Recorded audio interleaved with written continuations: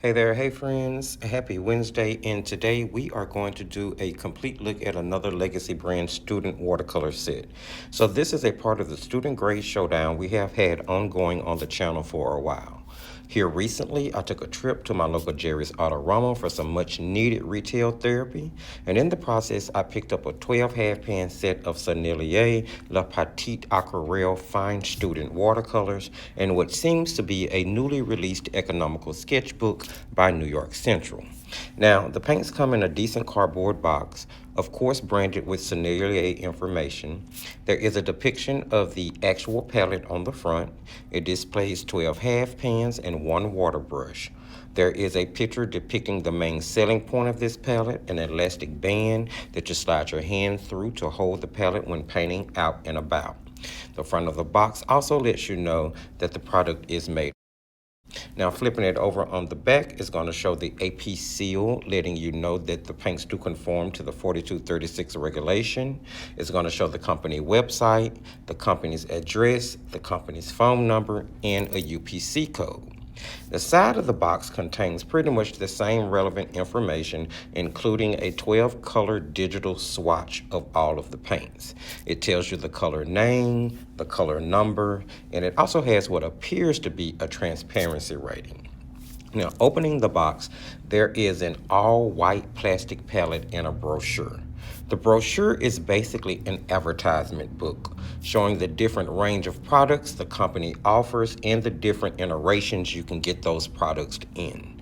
Now, the palette is pretty simple and straightforward, made completely of plastic. The back has that black elastic handband for holding.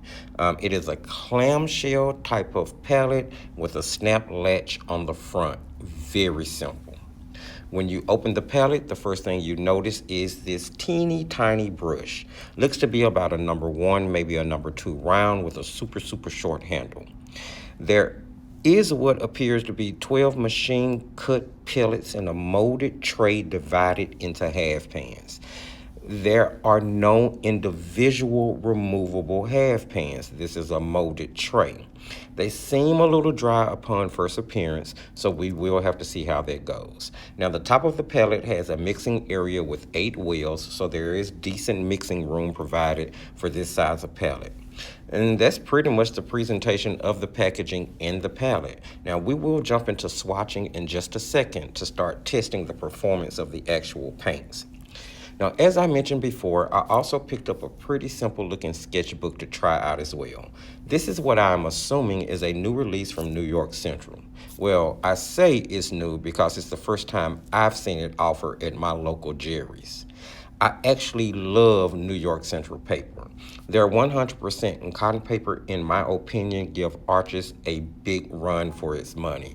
And it tends to be a little bit more affordable on most occasions.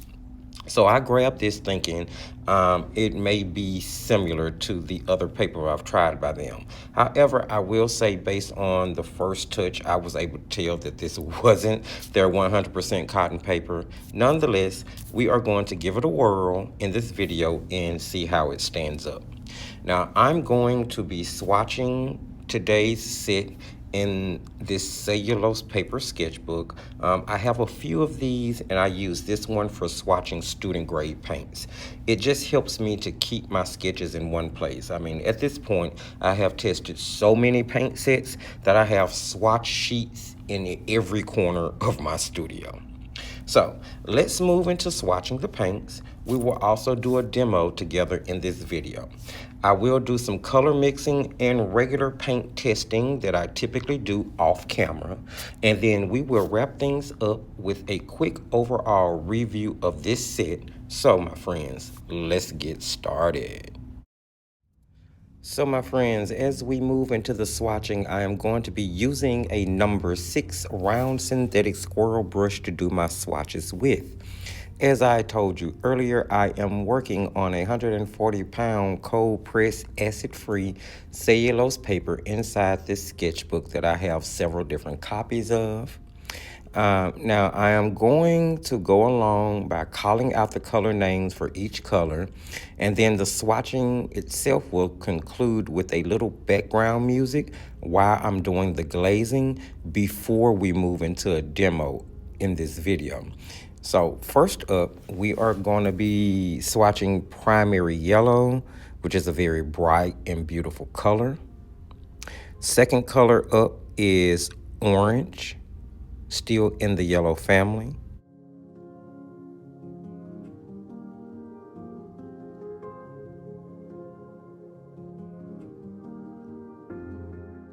Next, we would be swatching a permanent red, which is the primary red of the set.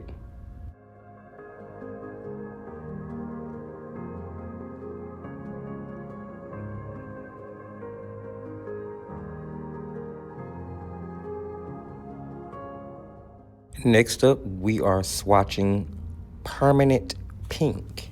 Permanent pink.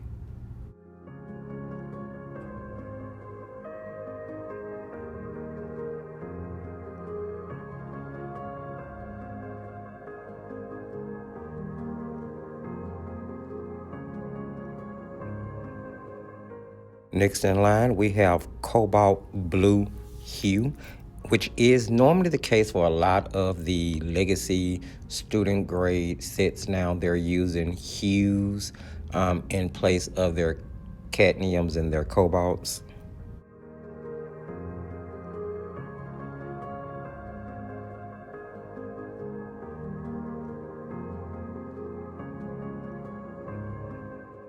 Next, we have primary blue. I actually think it's funny, like the primary colors are called primary.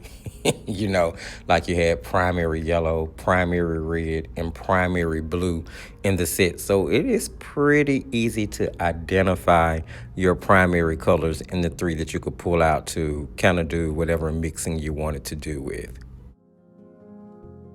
Next, we're swatching Viridian. Beautiful, clean green for mixing. I take that back. This color is actually called deep green, not Viridian, but it's definitely like a PG7 color, no doubt. Next, we're swatching yellow green. Yellow green. So more of the sap leaning color in this set, not nearly as rich and as earthy, but a yellow green nonetheless.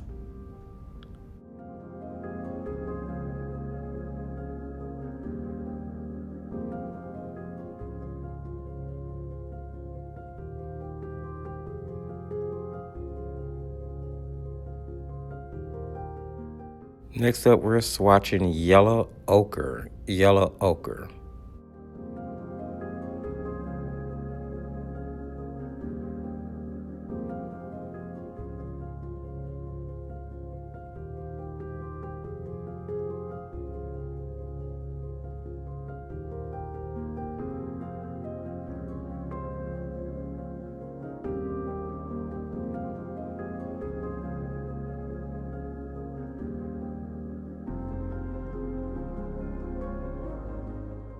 Next up, we are swatching burnt umber.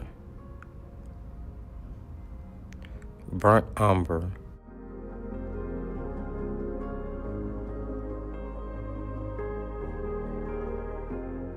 This burnt umber is not as deep or as rich as I'm used to seeing a burnt umber, but it's still a pretty clean color.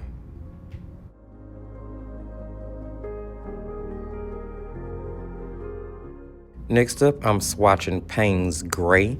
I'm really glad that they opted not to put a black in the set, but instead to give me a Payne's Gray, which is already a pretty cool leaning pre-mixed gray. So I'm really happy to see that in the set versus a black. Now, I will be going back to swatch the white out a little bit later on, and you can see I put down a black strip in order to test the opacity. And now the rest of this is just going to be glazing, and I'll let the music finish up, and I'm going to see you in the demo section.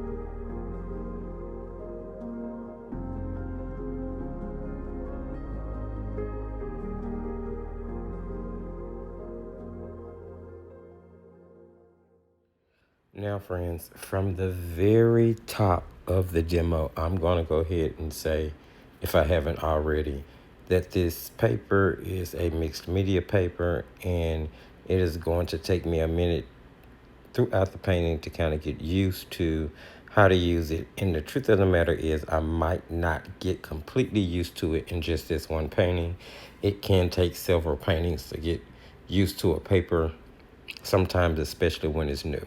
So I basically started out with putting a wash of the two different blues in the background, and then using a dime wrapped in a napkin to blot out a circle for the sun.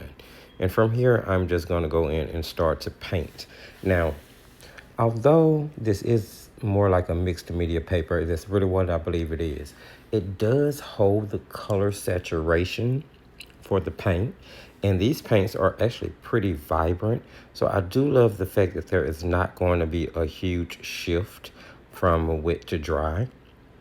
And it did allow me to drop in those different variations of green into that background, and they all kind of held their own. The paints blended together on the paper really well. And it just made me wonder just how much better they would do on like a 100% cotton paper, or even 140-pound cold pressed cellulose paper for that matter, simply because it would have more sizing and be a little bit more toothy than like this mixed media paper is.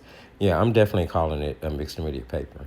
Next, I moved on to painting the water, and at this point, I'm just bringing the same colors down from the sky and reflecting them into the water. Now, this painting is actually sort of a couple of different things in one. It's the next step in a series of paintings I'm doing, where I'm kind of working on doing animals and honing in on birds specifically. So there are going to be flamingos in this particular illustration. And then I'm also, as I kind of told you guys, I think in the beginning of this video, playing around with these new supplies, seeing if I want to use them in World Watercolor Month. And if so, I did go ahead and paint this illustration, kind of pulling from one of the prompts. I won't say which one yet, but this is one I painted kind of pulling from one of the prompts. So just in case I decide, I will paint some more of the World Watercolor Month prompts inside this journal. I'm just not sure yet. I'm really not sure, just based on this first illustration, if I really want to take the time to teach myself to really hone in on the advantages and the disadvantages of this paper. Now, I was able to pull off a pretty okay composition when it was all said and done, in my opinion anyway. But it wasn't the best painting experience. One thing that I definitely noticed, and I wasn't a huge fan of, is that you can't really blend as well as you may want to on this paper. Now, ironically enough, it'll allow you to lift, which I had to do inside like the flamingo neck, because I've got some of the blue from the water in it. But it didn't really seem to want to blend. I mean, you could layer the colors on top of each other, and because they're, pretty transparent for the most part, you're able to get those optical blends. So it was blending on the paper. It blended on the palette the paint blended on the palette pretty well too. So the paints didn't really give me any issues, if the truth be told. Most of the issues I feel like I had came from the actual paper itself, but it had some advantages. As you can see, it let me use the credit card scraper in order to add a few little detail into my flamingo, in order to give it some feathery feel. Here's the thing, like, as I was working with the paper, I realized that I really wasn't going to be able to push this composition to where I originally set out to push it to. So I was kind of having to pivot as I was paint and think through certain things. So with the flamingos, I'm going for more of an impression of them. I want it to be clear enough for you to know what they are, but I'm not going for photorealism. Well, I'm not going for photorealism in the painting at all. I'm going for Ken realistic-ishness-ism. Yeah, that's what I'm going for. But anywho, friends, this painting section, I do believe ends up being about 16 minutes. And I'm not going to talk through this whole thing. I'm just going to hem and haw and go back and forth with the different colors from the palette in order to get the composition painted. I'll work on the flamingos. I'm going to go in and do the palm trees in the background. I'm going to be putting in a foreground. And then overall, finishing up a final few details that I think are going to pull the composition together. Again, it's not going to turn out to be the masterpiece I was hoping it would be in my head. And I can honestly say that it is due to my lack of experience with the particular paper type. And it's not that I haven't used a mixed media paper before, but this one just performed a little bit different. And I'm not saying that the paper is bad. I'm just saying it takes a minute to get used to it. Has a bit of a learning curve, in my opinion. But anywho, just like with the, what was that, swatching section at this point, I'm probably going to just cut out and let some music play in the background to finish up the demo section.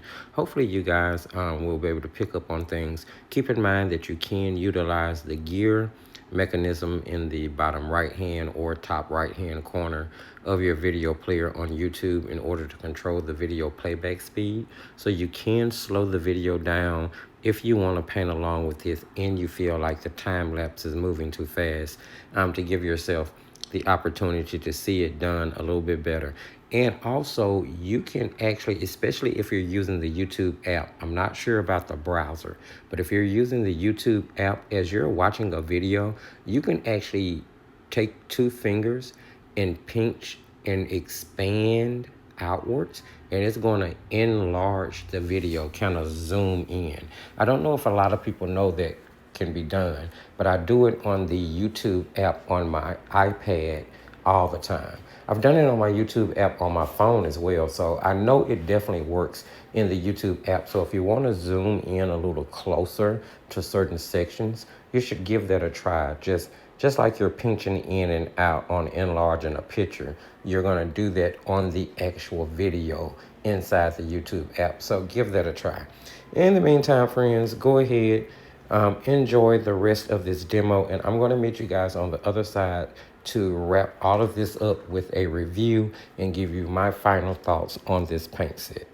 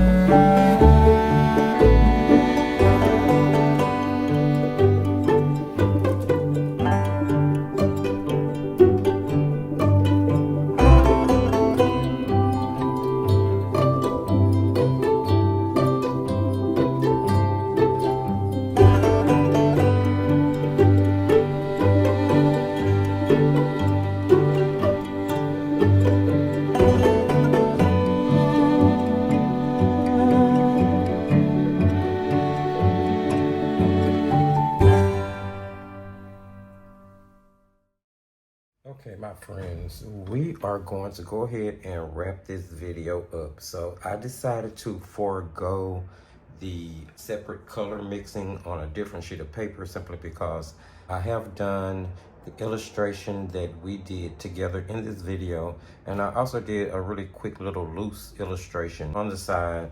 And in that, I was doing color mixing, I was doing some lifting and things, so I did really get a chance to experience the overall quality of the paints.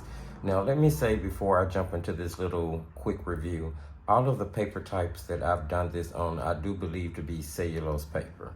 When I initially picked up the sketchbook from Jerry's, I thought it was going to be New York Central 100% cotton watercolor paper, but after doing the illustration, I really do believe that this is more like possibly a mixed media paper that's in this little book. It's the Eternity 90 book. I'm gonna have to look it up, but I think it's a mixed media paper in there versus a watercolor paper. But nonetheless, it still gave me some experience. So, of course, you know, we have the cute little straightforward all plastic palette with the snap lid, pretty secure.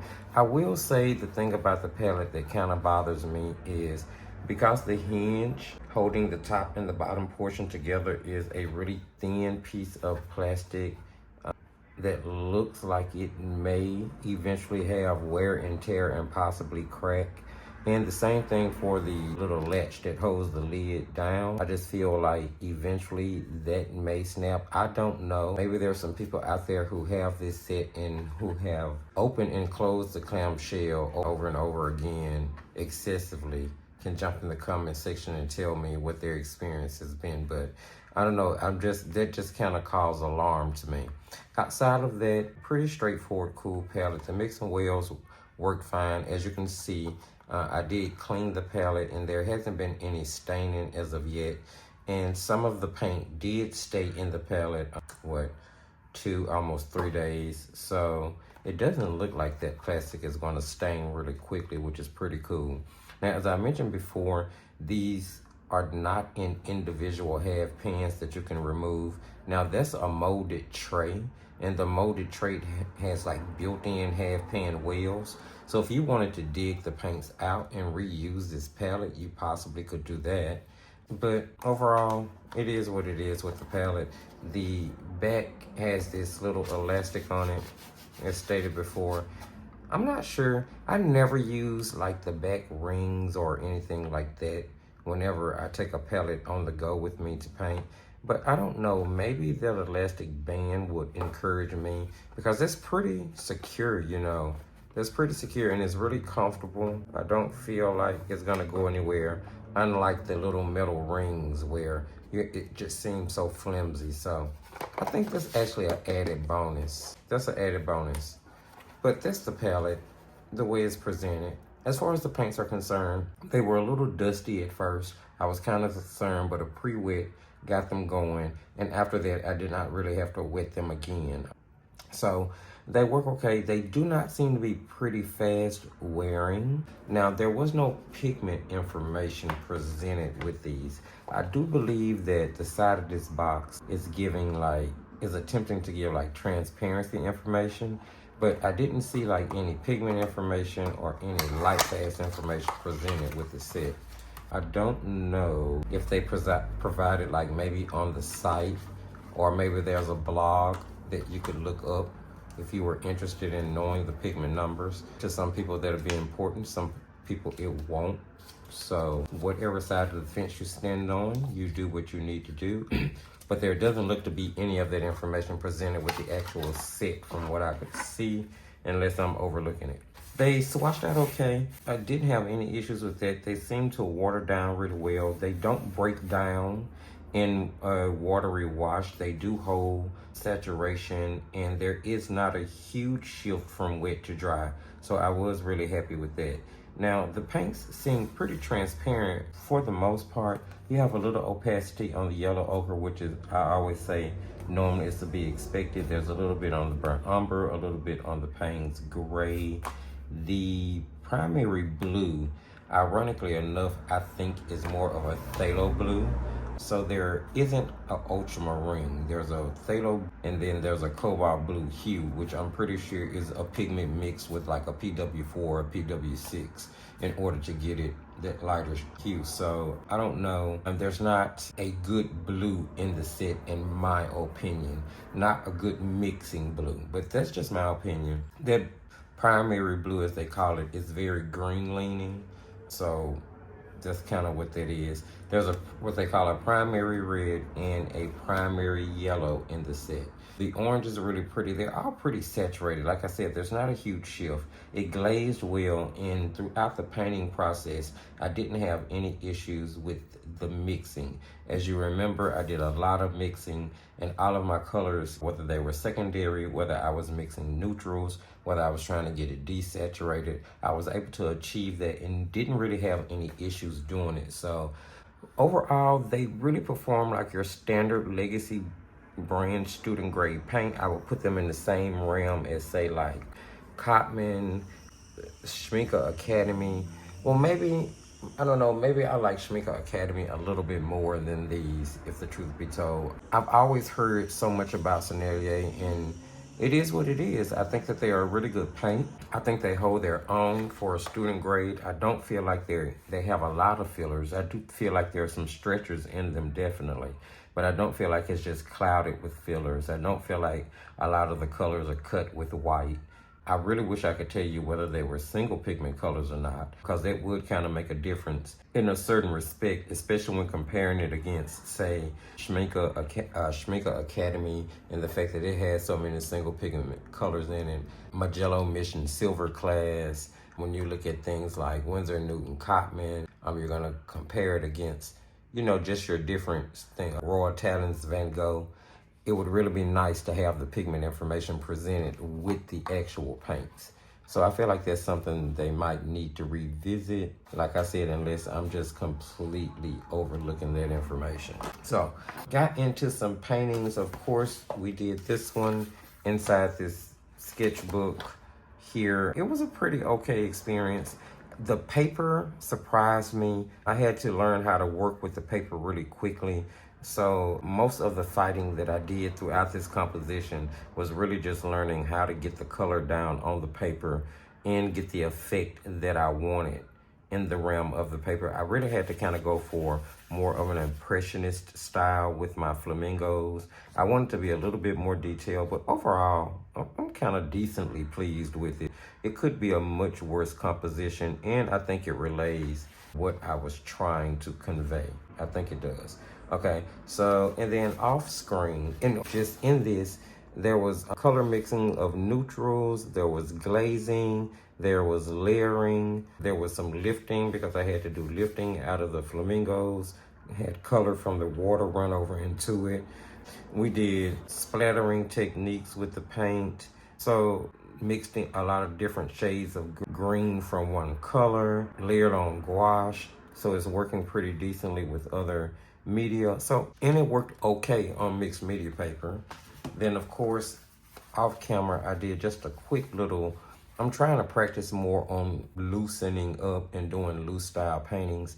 And I've discovered that loose style watercolor roses, I tend to be able to do okay. So I'm starting to do those just to kind of test out the flow and the mixability of different paint sets. And the paints flowed moderately well. There wasn't a big issue with that. I don't have any qualms with them at all. They just don't necessarily knock my socks off. You know, of all the student grade paints on the market, all the legacy brand student grade paints on the market, it wouldn't be my first choice. But I think it's a very decent grade of paint. I really do. And I'm going to be using it quite a bit coming up over World Watercolor Month. So, but just kind of want to give my 2 cents on that to go ahead and wrap this video up. Overall, pretty decent experience with these paints. If you were to pick them up, I picked these up for $20 at Jerry's Autorama. I did check Amazon. The same set is on Amazon for $20 as well. $20 is some change, something like that. So at that price, I think that the paints are worth it. If I had to give them a star rating, 1 through 5 on a student grade scale, I would give the paints like a 4. I really would. I mean, like I said, They perform just as well, just as high quality as any of the other legacy grade student lines of watercolor. They just, they just don't wow me. But they can be painted with, and they do make some really nice looking compositions, I believe. So there you have it, friends. Our deep dive, or should I say our deep overview into Sennelier La Petite Aquarelle 12 half pan watercolor fine student grade set. So there's another look at the composition we did today. And hopefully you guys heard, saw, picked up on something that you like. If you did, don't forget to give this video a thumbs up. Please feel free to share, because it's going to help get it in front of other viewers like yourself. If you're new to the channel or returning and you haven't subscribed, now is the time to go ahead and hit that subscription button. And don't forget to hit the notification bell and turn your notifications on so that you know when we upload or when we go live. Jump in the comment section. Feel free to let me know, have you tried this particular brand of paint, this particular set of paint, or the student set of paint? What do you think? How do you feel that they compare to other legacy paints that you've tried? I just would like to get a conversation started and see what you guys think.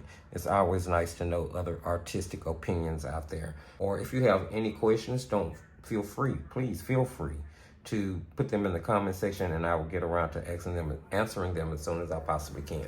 Check the video description for all of the relevant links. You guys know the drill. You get the socials, you get the website. Guys, go check the website out.